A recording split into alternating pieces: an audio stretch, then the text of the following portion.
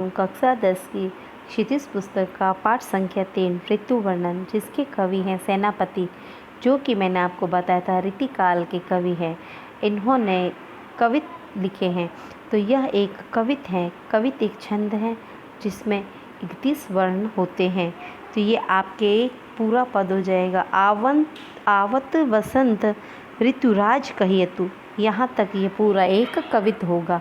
तो हम शुरू कर रहे हैं। बरन बरन तरु फूले उपवन वन। बरन बरन यानी भिन्न भिन्न प्रकार के, विभिन्न रंग के। तरु यानी पेड़, फूले यानी फूल खिल गए हैं।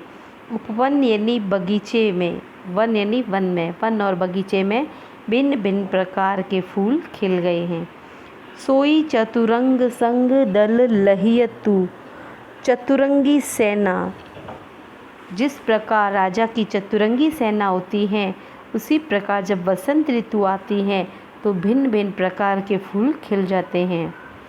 बंदी जीमी, जीमी यानी जैसे, बंदी यानी कोयल और चारण। यह एक श्लेष अलंकार में है। इसमें एक शब्द के दो दो अर्थ निकल रहे हैं। बंदी यानी कोयल और बंदी यानी चारण। जिस प्रकार राजा सेना लेके जाते हैं तो चारण लोग होते हैं, उनकी यश का, विरध यानी यश का गुणगान करते हैं। उसी प्रकार जो कोयल हैं वो भी वसंत ऋतु के आने पर गुणगान कर रही हैं। गुंजत मधुप गान गुण लहियतु। गुंजत यानी गूंजना, मधुप यानी भंवरे। बसंत ऋतु का गुणगान गा रहे हैं भंवरे भी। आवे आस पास पुहपन की सुबास। पुहपन यानी पुष्प, सुबास यानी सुगंध। सोने के सुगंध मांझ सन्ने रहियतु। सोने के सुगंध यानी जिस प्रकार राजा जब युद्ध में जाता है तो वह पूरे सोने से सजा हुआ, उसके अंदर से सुगंध आती है।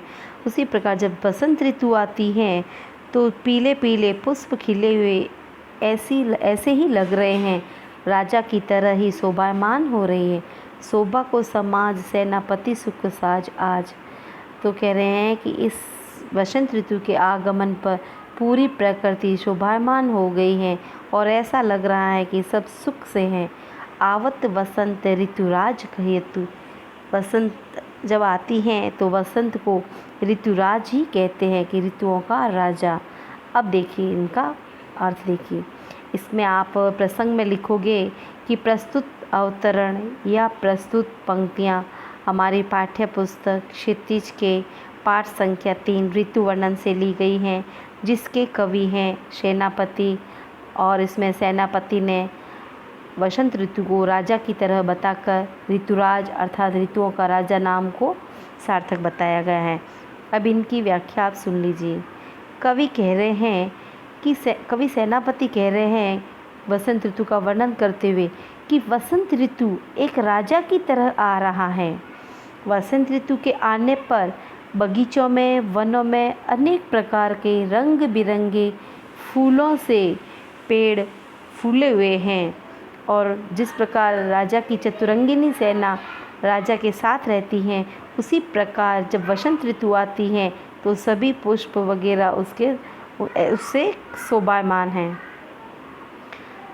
वसंत में तोते व कोयलों के मधुर स्वर बंदी जनों की भांति सुंदर विरुदावली के गान हैं। मैंने भी बताया कि जिस प्रकार बंदी या चारण जात होते हैं, चारण लोग होते हैं, वो जब राजा युद्ध में जाते हैं तो उनके यश का गान करते हैं।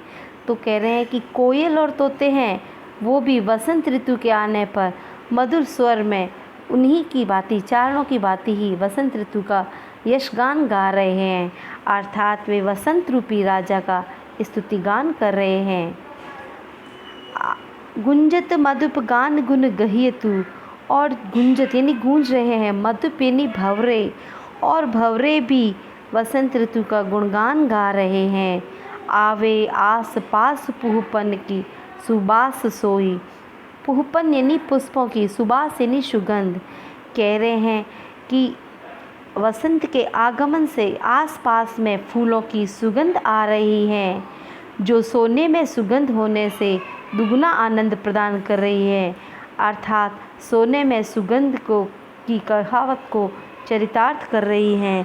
कह रहे हैं जिस प्रकार सोने में सुगंध होती है, उसी प्रकार जब बसंत ऋतु आती है तो पुष्पों से खुशबू आ रही है, सुगंध आ रही है। शोभा को समाज सेनापति सुख साज आज, आवत बसंत ऋतुराज कहिए तू।